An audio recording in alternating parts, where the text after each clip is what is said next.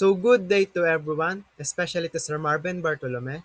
For today's video po is magkakaroon naman po tayo ng bagong presentation about renewable energy, especially sa tidal energy. So ang kaibahan naman po sa previous lesson natin, ang pag-uusapan naman po natin ngayon ay ang tubig. Kung ano po yung mga principle na gagamitin natin kung paano nga po makakapag-produce po ng electricity gamit naman po ang tubig. At ito naman po ang aking mga kagrupo. Ako po si Bilardo Giro, De La Roya Hedrick Gerson, Digap Marcidril, Fernandez Roland Jasper, Guntang Kennel Dave, at si Santa Cruz Jasper. So sila po ang makakasama natin para sa video na ito upang ipaliwanag ang iba't ibang uri ng tidal energy at kung paano po ba gumagana ang tubig para makapag-produce naman po ng electricity. So, tidal energy operating principle. So, ang tidal energy po ay isang enerhiyang nagmumula sa pagtaas at pagbaba ng tubig sa mga coastal area po. O ito po yung tinatawag po natin na high tides and low tides. So, nagkakaroon po tayo ng high tide and low tide dahil meron pong nagaganap na gravitational interaction sa pagitan po ng ating mundo, buwan at ang araw. So, paano po ba ang principle ng tidal energy para po makapag-produce po tayo ng electricity? So, alam naman po natin, kapag ang tubig po is dumadaloy sa makikitid na daan, mas bumibilis po ang agos ito at pwede pong makalikha ng sapat na persa upang po nating mapakinabangan. Sa pamamagitan ng mga espesyal na generator na dinisenyo po ng ating mga engineer at nilalagay sa mga tamang lokasyon, ang enerhiyang ito po ay pwede po natin gawing kapaki-pakinabang at makalikha po tayo ng kuryente. Ang kuryente pong ito ay dumadaan po sa mga under power cables na may kakayahang magbigay ng supply ng kuryente sa libo-libong kabahayan. So, nabanggit po natin kung paano po ba nagkaka-high tides and low tides sa ating mundo. So, how does the moon affects the tides on Earth? So, ganito po ang paliwanag dyan. So, lingid po sa ating kalaman, meron din pong gravity yung moon. So, kapag po nag-rotate na po yung moon sa ating Earth, is kapag yung pinakamalapit na side po ng ating mundo is mas malapit sa moon, hinihila po ng moon's gravity yung karagatan po. Kaya ang reason po dyan, nagkakaroon po ng bulging or yung pag-umbok po. Yan po yung reason kung bakit po tayo nagkakaroon ng high tide. So may nangyayari din pong high tide sa likod po ng Earth po, o yung nakatalikod po sa pores po sa moon. Ngayon, bakit po ba nagkakaroon po ng high tide dyan? Nagkakaroon po ng high tide dyan dahil po sa tinatawag po natin na inertia. So alam naman po natin is yung inertia, ito po yung nagre-resist sa isang object dito po sa ating mundo para mag-resist po sa change in position or kumbaga mag-stay lang po siya sa kanyang posisyon. So bali ang nangyayari po is hindi po mismo yung karagatan yung hinihila po dito. Ang hinihila po dito is yung mismong earth na po natin. So ang nangyayari po dito, naiiwan po yung tubig po dito sa likod ng earth. Kaya parang nagkakaroon din po siya ng bulging dito. So ang tawag naman po dito is low high tide. Yung nandito naman po sa malapit sa side ng moon sa earth po is ito po yung tinatawag nating high tide. Ang ngayon po, ito pong dalawang part na nandito po is yan naman po yung ating low tide. So ganyan po ang explanation kung bakit meron po tayong high tide and low tide sa ating mundo. So, meron po tayong apat na types of tidal energy. Meron po tayong tidal stream generator, tidal barrage, tidal lagoon, and dynamic tidal power. So, yung tidal stream generator po ay parang windmill lang po siya na nakalubog po sa ilalim po ng tubig. So, tidal barrage and tidal lagoon. Ang pagkakaiba naman po ng tidal barrage sa tidal lagoon is man-made po yung other side po ng tidal lagoon. So, within these four types po ng tidal energy, ang pinaka-main focus po ng ating video presentation ngayon is all about tidal stream generator and tidal barrage. Dahil sa apat po na nabanggit na to, ang tidal stream generator at tidal barrage po yung pinaka-common po sa kanila.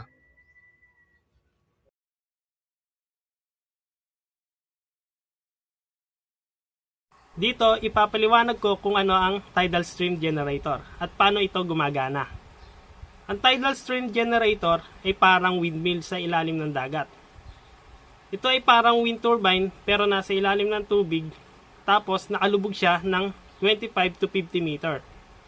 Imbes na hangin, ang agos ng tubig ang nagpapaikot sa mga blade. Ang ikot ng blade ay mabagal. Meron siyang 12 to 18 RPM. Pero dahil sa gearbox, napapabilis ito hanggang 1,000 to 1,800 RPM para makagawa ng kuryente. Bakit mas okay ito sa wind power? Dahil ang tubig ay mas dense or mas siksik kaysa sa hangin.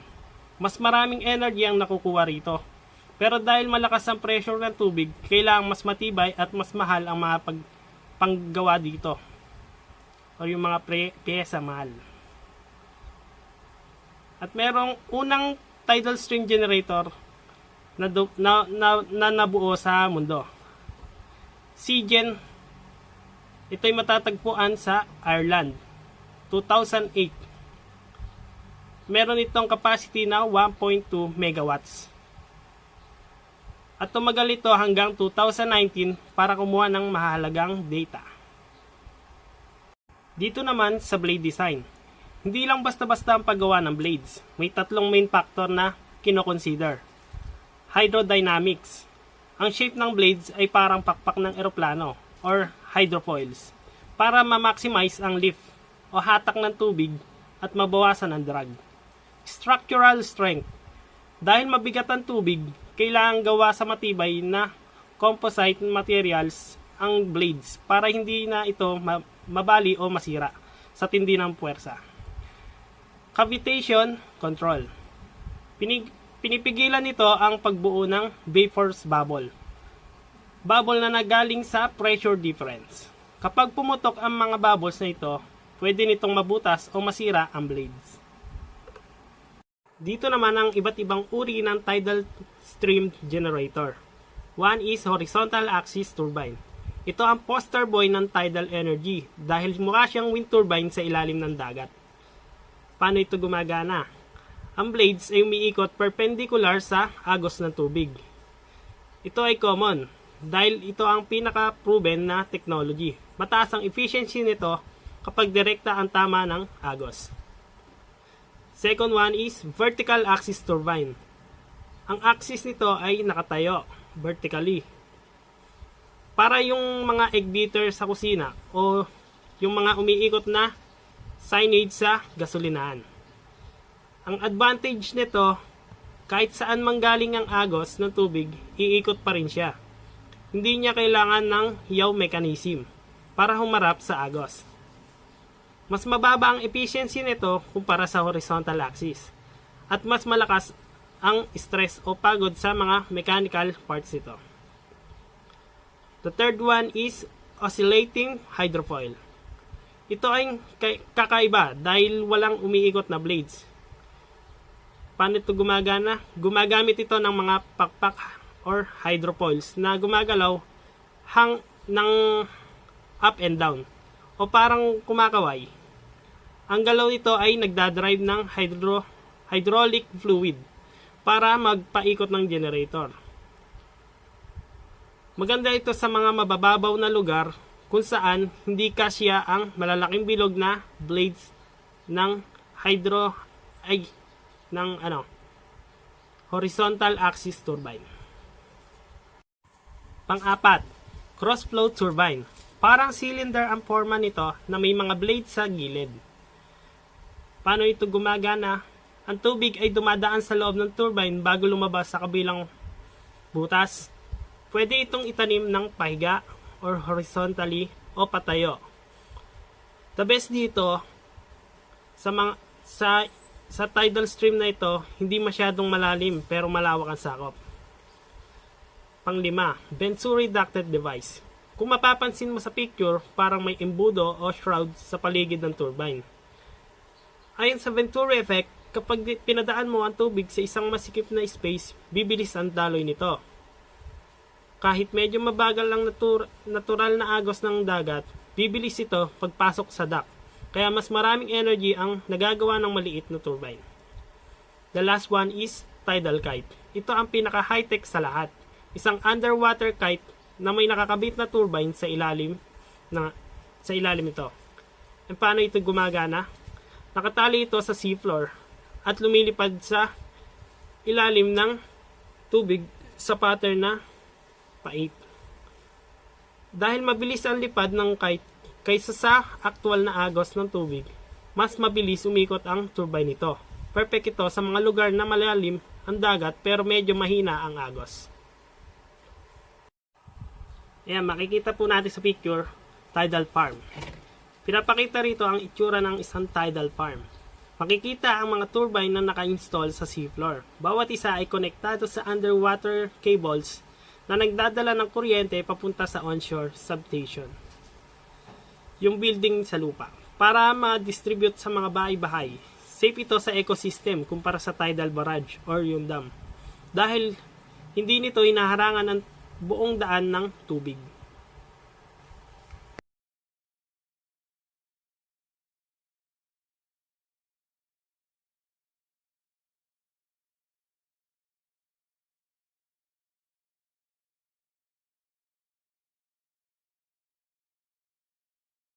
This diagram shows how a tidal stream generator works, from the seabed up to the onshore power grid.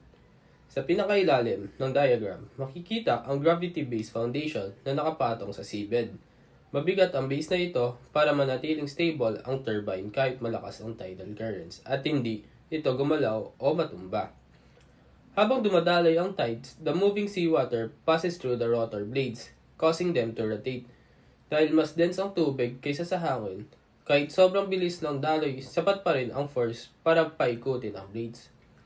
Ang umiikot na blades ay nakakabit sa generator, kung saan ang mechanical energy ay kino-convert into electrical energy.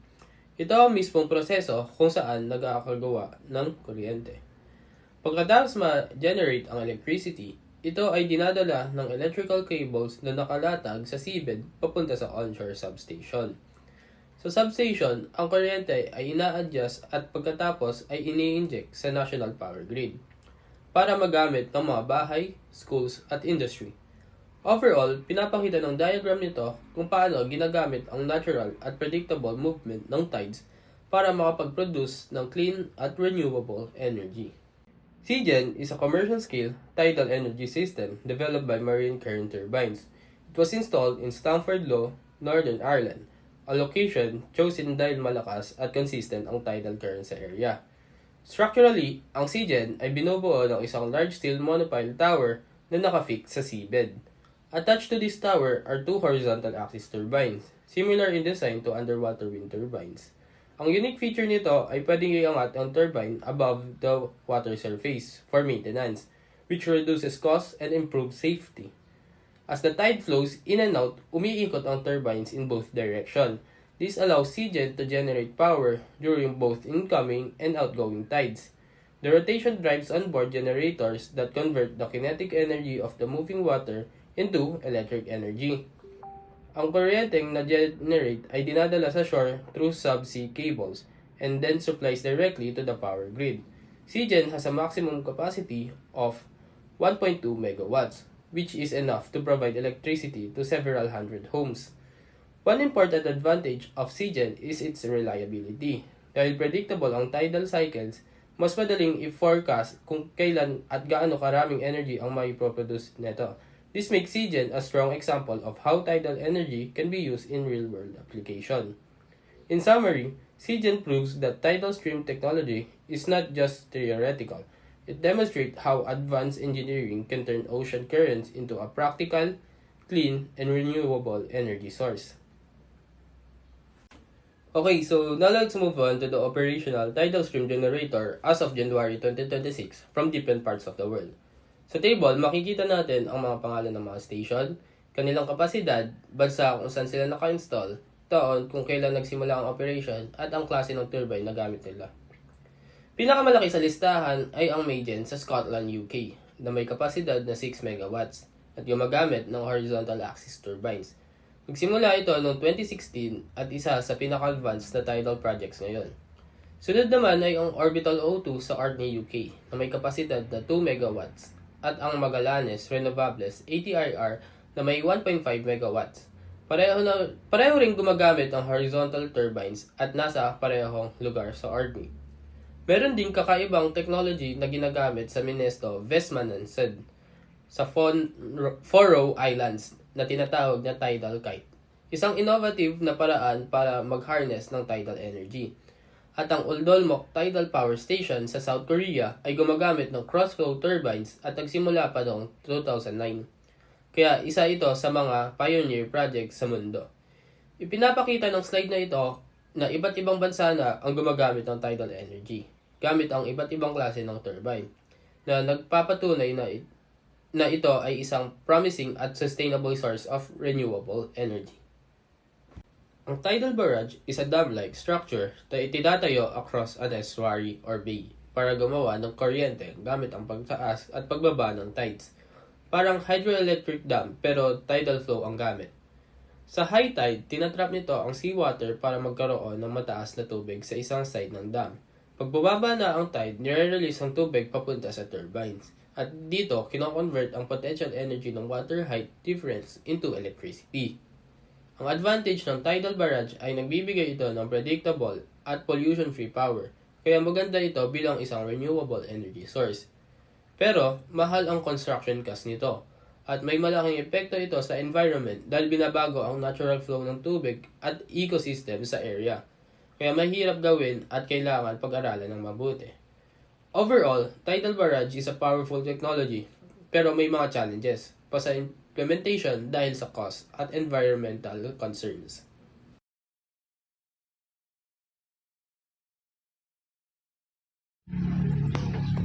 Good day everyone. Next na tatalakayin natin ay ang isa sa mga pinaka-reliable na pinagkukunan ng kuryente mula sa karagatan, ang tidal barrage designs. Pero bago tayo magsimula, papayawan muna natin ulit kung ano nga ba itong tidal barrage.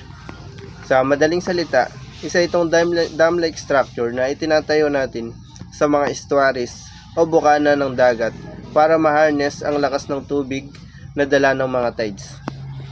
Bago tayo pumunta sa mga types, unawain muna natin ang konsepto ng EBB tide.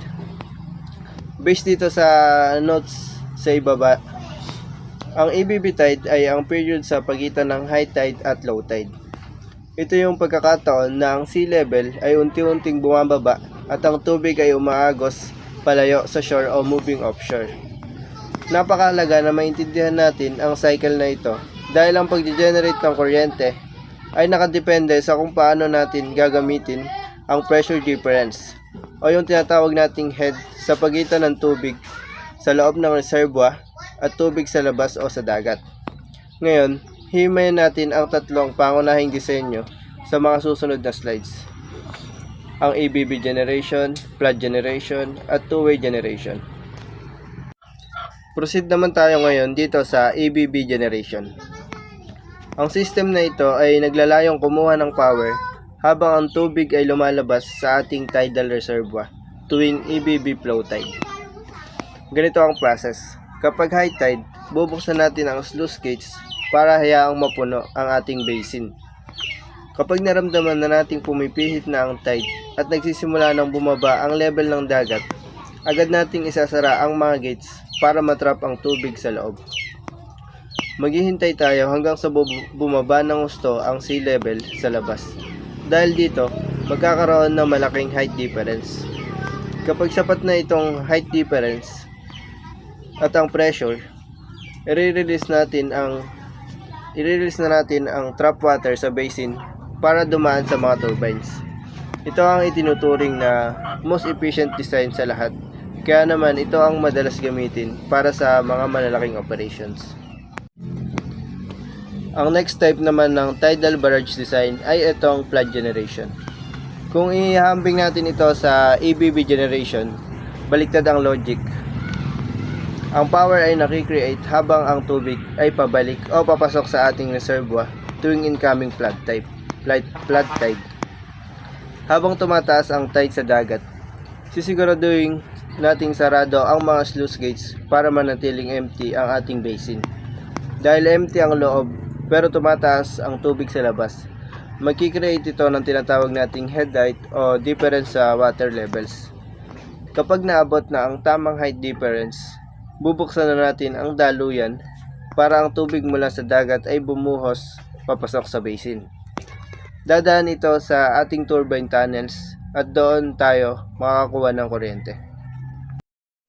Hello everyone, I am Marcin Del Pidiga from BSEE 3C, and for my part on this report, we will tackle about the two-way generation and yung four tidal power stations, and lastly yung key parts and their functions. So in this slide, let's tackle the two-way generation.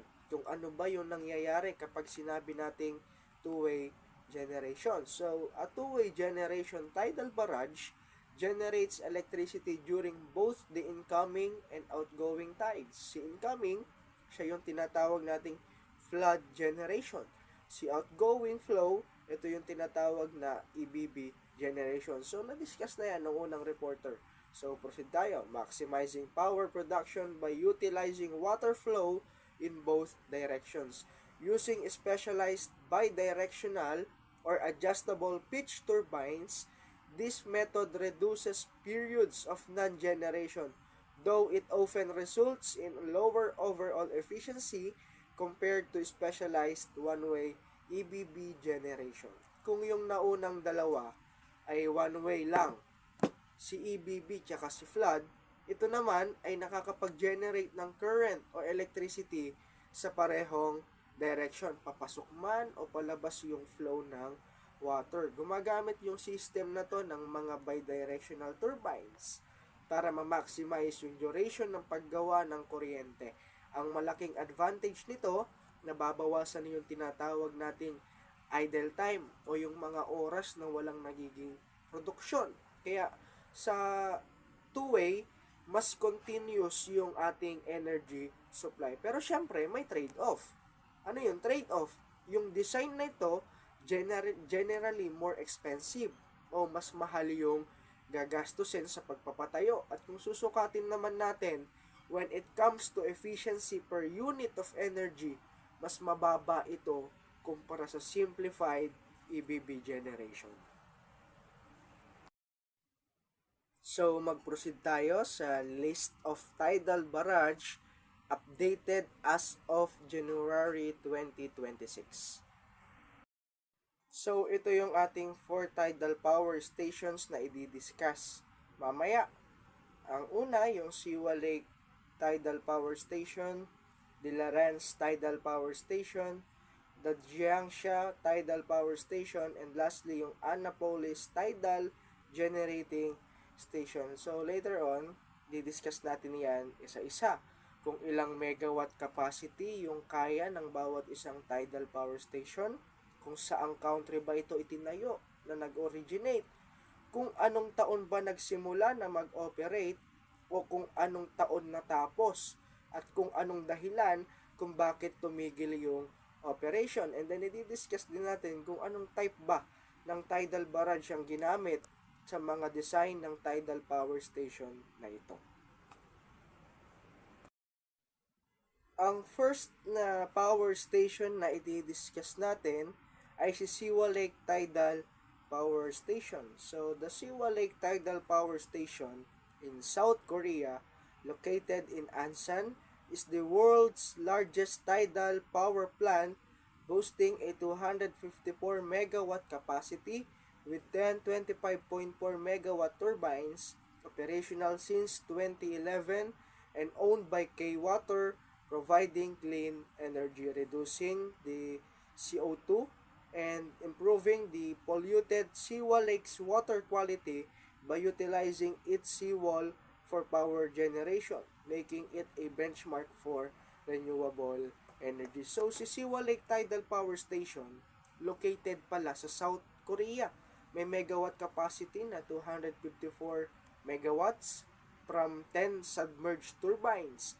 And then, nakakapag-generate ng enough power to supply for about 500,000 homes. It was started on August 2011 and owned by K-Water. And yung type ng design na ginamit sa power station na ito ay yung flood generation. It was chosen para ma-maintain yung lower lake level for environmental water exchange and para ma-manage yung water quality at para ma-prevent yung flooding in surrounding areas. So si Siwa Lake, isa siya sa landmark renewable energy project showcasing how repurposed infrastructure can deliver significant power output while addressing the environmental challenges, creating a model for sustainable development. And then the next one is the Larance Tidal Power Station.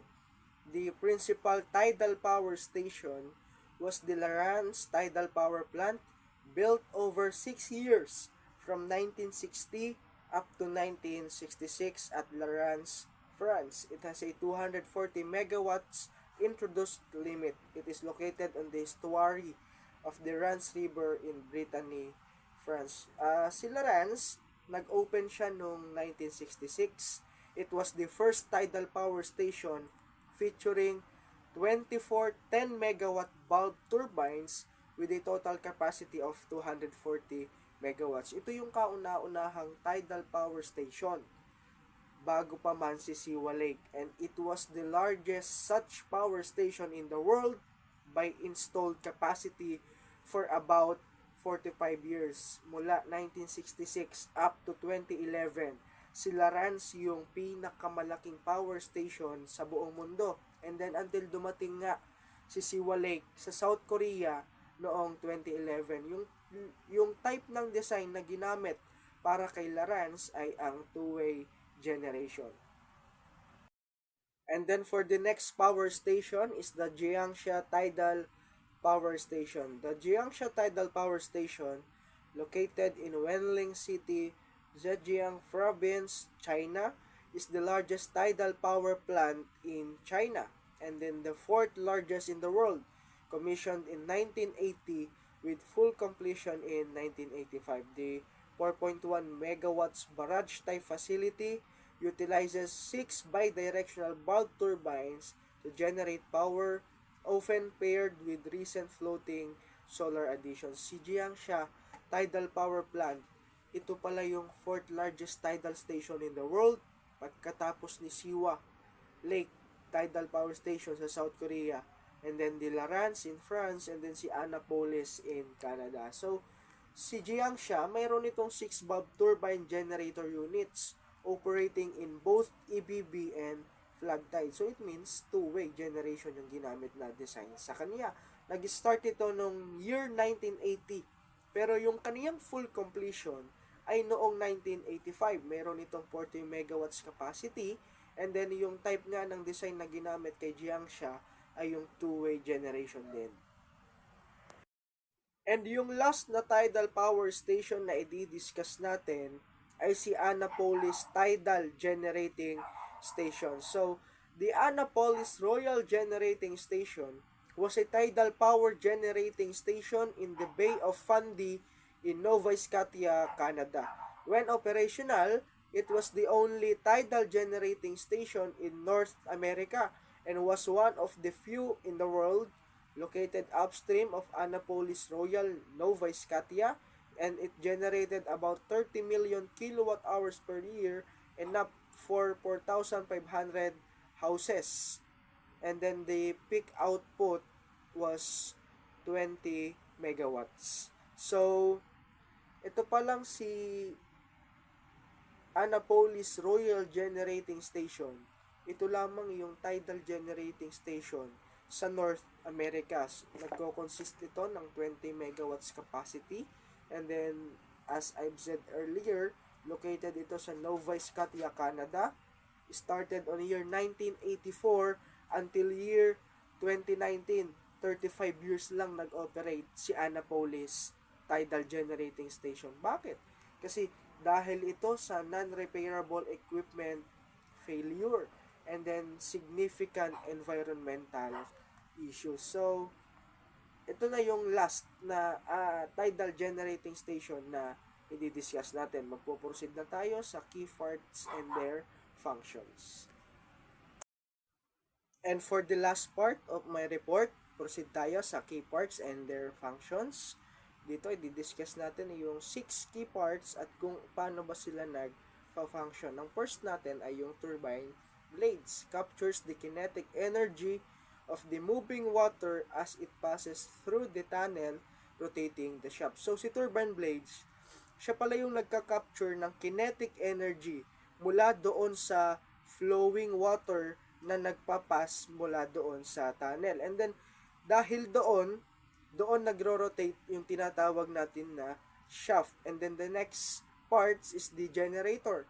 Converts the mechanical energy from the rotating shaft into electricity. So, si generator, siya naman yung nagko-convert ng mechanical energy mula doon sa pag-ikot ng shaft. Kasi, di ba nga, mula kay turbine blades, kinakapture niya yung kinetic energy mula doon sa flowing water, and then yung nagkokos ng pag-ikot ng tinatawag na shaft. And then, pagka umikot si shaft, si generator, i-convert niya yung mechanical energy mula doon sa rotating shaft para ito yung magpo-produce ng electricity. And then, the next one is the rotor hub, the central part of the turbine to which the blades are attached. So, kay rotor hub, dito nakakonect yung ating mga turbine blades. And then, the fourth one is the gearbox.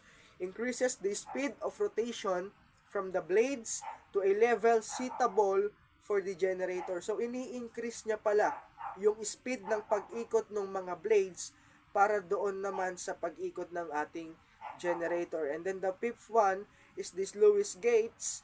Ito yung nagko-control ng flow ng water into the basin or the high tide and out through the turbines, the low tide. And then the last one is the powerhouse, the concrete structure that houses the turbine generator set. Ito yung pinakabahay nung ating generator set. Kaya nagiging safe from harm, nagiging safe para doon sa distraction. Ang next naman po natin ay ang Larans Tidal Power Station. Ang nakikita po natin sa larawan ng slide na ito ay ang Larans Tidal Power Station. Ang Larans Tidal Power Station ay isang malaking tidal power plant na nasa estuary ng Rance River sa Brittany, France. Ito ang pinakakauna-unahang tidal power station sa buong mundo na na-open pa noong 1966 at hanggang ngayon ay operational pa rin. Nagsimula ang construction nito noong early 1960s at official nitong na-open noong November 26, 1966, matapos ang halos 5 taon na trabaho. At may installed capacity itong 240 megawatts galing sa 24 turbines at kaya nitong gumawa ng humigit kumulang 500 to 600 gigawatt per hour ng kuryente bawat taon. Sapat ito para maging supply sa libu-libong bahay. At ginagamit ng Larans ang difference ng high tide at low tide para paikutin ang turbines. Kapag tumataas o bumababa ang tide, dumadaloy ang tubig through the turbines at doon nagge-generate ng kuryente. At ang barrage dam sa Rance ay humahaba ng 750 meters at may malaking basin area na halos 22 to 23 square kilometer. And kaya mataas ang tidal range, mga 8 meters average at minsan umaabot hanggang 13.5 meters. Hindi lang ito unang tidal power plant, ito rin ang pinakaunang operational tidal barrage sa mundo at nananatiling pinakamalaki sa installed capacity hanggang 2011. Dahil sa nature ng tides, hindi tuloy-tuloy ang output nito, hindi gaya ng solar o wind, pero predictable ang tidal cycles. Kaya mas madaling planuhin ang power generation. Bagamat hindi ito sobrang laki kumpara sa ibang plants, nakakatulong ito sa pag-supply ng renewable energy sa France at ginagamit pa rin hanggang ngayon para i-support ang electrical demand. Next is tidal lagoon. Ang tidal lagoon ay halos kapareho lang ng tidal barrage, pero ito ay man-made structure.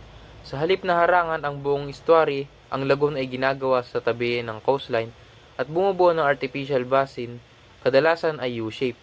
Mas kaunti ang epekto nito sa marine life dahil hindi nito binabarahan ang buong daluyan ng tubig at tuloy-tuloy pa rin ang galaw ng mga barko. Bukod dito, ang tidal lagoon ay nagbibigay din ng proteksyon laban sa coastal erosion at flooding. Sa katunayan, may mga proposed tidal lagoon projects sa Cardiff at Newport sa South Wales na kayang mag-produce ng libo-libong megawatts ng kuryente para sa maraming tahanan. Next is tidal energy advantages. Una dito ay ang renewable and inexhaustible. Ang tidal energy ay galing sa gravitational pull ng araw at buwan, kaya hindi ito nauubos at tuloy-tuloy na renewable source. At ikalawa, predictable and consistent. Hindi tulad ng solar at wind energy source, ang tides ay madaling hulaan dahil may regular na cycle. Dahil dito, mas madali ang power planning at grid management. And next is environmentally friendly. Walang sinusunog na fuel ang tidal power plants, kaya walang greenhouse gases at pollution habang ito ay umaandar o tumatakbo. And ikaapat, ito ang high energy density. Mas dense ang tubig kaysa sa hangin, kaya kahit mabagal ang galaw ng tubig, mas marami itong energy na kayang makuha kumpara sa hangin. At panghuli ay ang long operational life and low maintenance. Mahal man sa simula, ang tidal power plants ay umaabot ng ilang dekada at mababa na ang maintenance cost kapag operational na. Next is tidal energy disadvantages. Una ay ang high initial cost. Mataas talaga ang puhunan sa tidal energy. Kailangan ng matitibay at espesyal na structures na kayang tumagal sa maalat at magulong tubig dagat. Kaya mas mahal ito kumpara sa ibang renewable energy sources. And next is limited locations. Hindi lahat ng lugar pwedeng pagtayuan ng tidal power plant. Kailangan ng specific na coastal area, may mas malakas at mas mataas na tidal range. Kadalasan at least 5 meters at may tamang hugis ng bay o channel. Ikatlo ay ang environmental impact. Bagamat renewable, meron pa rin epekto ito sa ating kalikasan. Ang malalaking tidal barrage ay pwedeng baguhin ang daloy ng tubig, maapektuhan ang marine life at makasagabal sa paglipat ng mga isda. Ang ikaapat ay intermittent generation. Hindi tuloy-tuloy ang kuryente mula sa tidal energy. Kahit predictable ang tides, 2 beses lang sa isang araw ito nakakapag-generate ng kuryente sa maikling oras. At ang panghuli ay ang distance from demand. Kadalasan, malayo ang tidal power plants sa mga lungsod. Dahil dito, mas mahal at mas komplikado ang transmission ng kuryente papunta sa mga consumers.